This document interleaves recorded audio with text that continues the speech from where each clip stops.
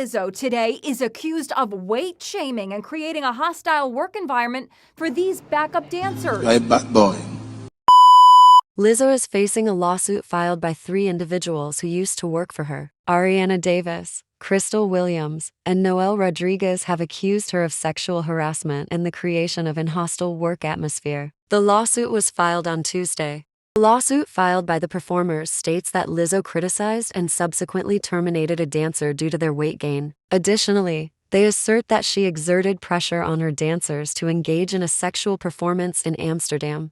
Allegedly, this involved soliciting cast members to engage in activities such as touching the nude performers, catching dildos launched from their vaginas, and consuming bananas protruding from their vaginas. Lizzo, along with her production company Big Girl, Big Touring, and dance captain Shirlene Quigley, are all mentioned in the lawsuit. Take a look at these upcoming video clips from TikTok and feel free to share your thoughts in the comments. So I just read through all 37 pages of the lawsuit against Lizzo, her production company, and the captain of her dance squad. And wow, there is a lot in here. I want to try to just give you the highlights and also not get banned because some of this stuff is pretty wild. There are 9 different complaints in this lawsuit. Some of the complaints are all of the plaintiffs against all of the defendants being Lizzo, her production company, and her dance captain, Shirlene Quigley. And some of the complaints are just 1 or 2 of the plaintiffs against maybe 1 or 2 of the defendants. The first complaint is hostile work environment. The second complaint is failure to prevent and/or remedy hostile work environment. Third is religious harassment. Fourth is failure to prevent and/or remedy religious harassment. Fifth is racial harassment. Sixth is disability discrimination. Seventh is intentional interference with prospective economic. 8 is assault. And 9 is false imprisonment. So 2 of the dancers we met on Lizzo's show, Watch Out for the Big Girls, and the third dancer was hired a little bit later. And we also met the dance captain, Shirlene Quigley, who is named as a defendant in this suit. A lot of major claims in this lawsuit center around the dance captain, Shirlene Quigley. And it seems, according to this lawsuit, like she was just this uber religious woman, and she was constantly trying to like talk about the Lord and trying to convert people, and people were uncomfortable with it. And she was preaching about how premarital sex was bad. And then when she found out one of the dancers in this lawsuit, Ariana Davis, was a virgin, she became like obsessed with this and would just like bring it up and talk about it all the time, which obviously made her really uncomfortable. But then it's like really strange because then even though she's like uber religious and preaching all these things, she would also like talk about weird sexual things in front of them. And they said that she had this like what was called a party trick where she would use a banana to simulate, you know what I'm saying, with her mouth. And it was like a thing she did. They say in this lawsuit that it didn't stop there with Quigley, and that like in addition to like doing this like faux simulation with the banana, she would talk about how like pleasing yourself, you know, is against her religion. But then she'd be like, but oops, today I had an oopsie, which is just like strange. And they said like that, you know, she would talk about these sort of like sexually explicit comments so much that the entire dance team knew that her fantasy was having, let me see how I can put this, 10 eggplants in her face. They all knew this, apparently. Another of the allegations in the suit is that after performances, Lizzo would invite the dancers out for a night on the town. And one night in Amsterdam, she had this whole event like in the red light district at this like club where there was like nude cabaret performers. And Ariana Davis says that like, you know, she really didn't want to participate, but like she was being egged on and basically forced to, you know, touch the breast of one of the performer, even though she didn't want to. So what the dancers allege in the suit is that like, even though they didn't want to go to these places and they felt uncomfortable, they felt they had to for job security, because they said it was just sort of this like unspoken, you know, thing that dancers who participated in these extracurriculars got preferential treatment by Lizzo and had more job security. Now, where the racial discrimination comes in, the dancers say that the management team was mostly white people, and that the production team treated the Black members of the dance team differently than other members, and that allegedly they accused the Black members of the dance team of being lazy, unprofessional, and having bad attitudes.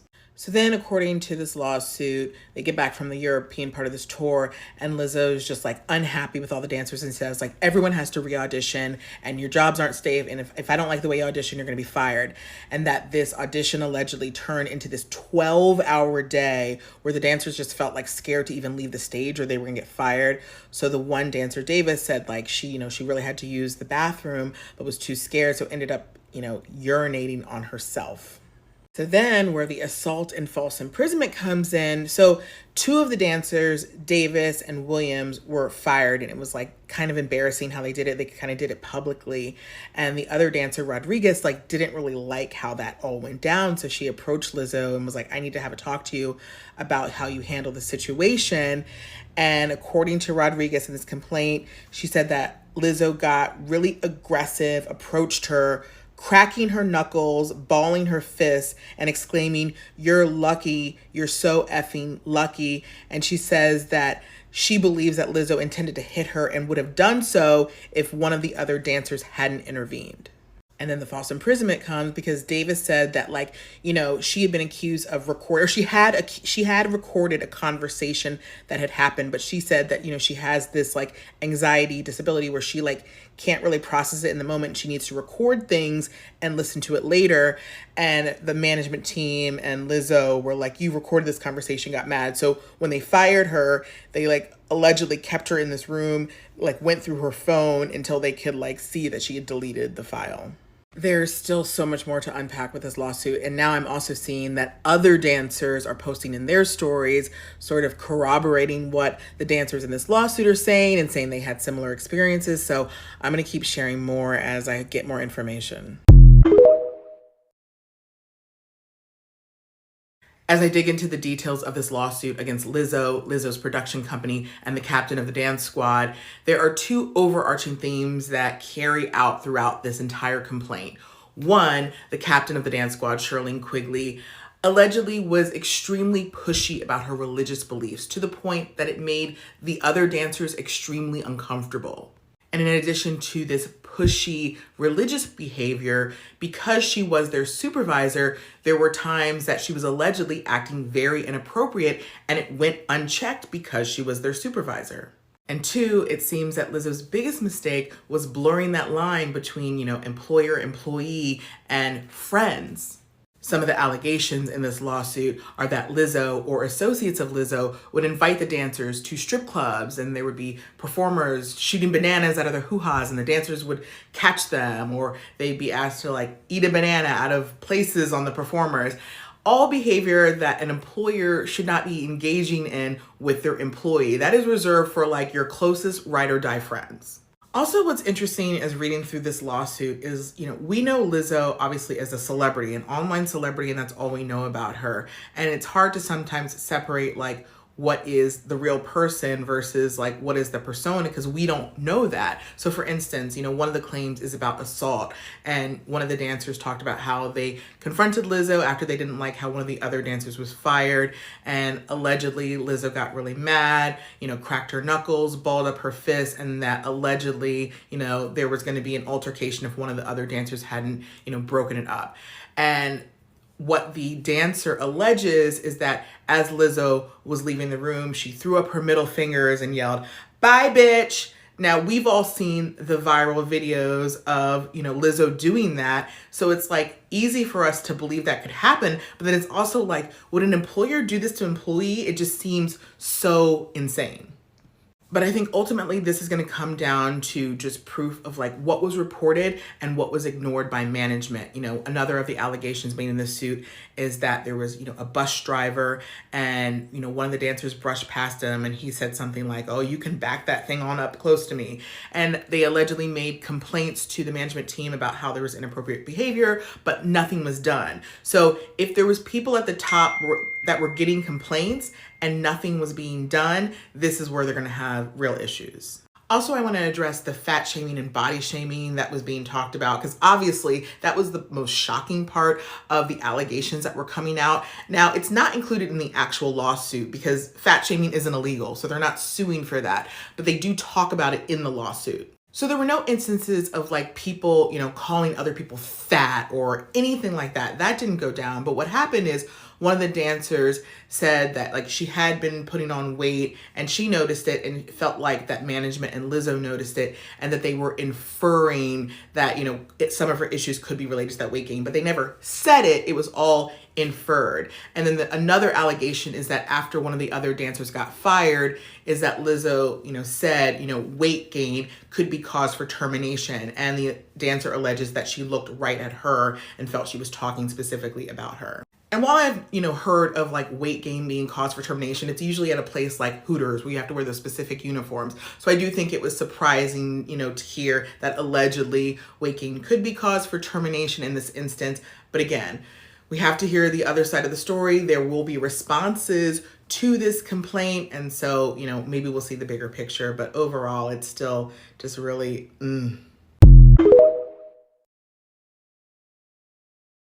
So in addition to dancers who are starting to come forward to share their experiences of working with Lizzo, other creators who have worked with Lizzo are sharing their stories as well.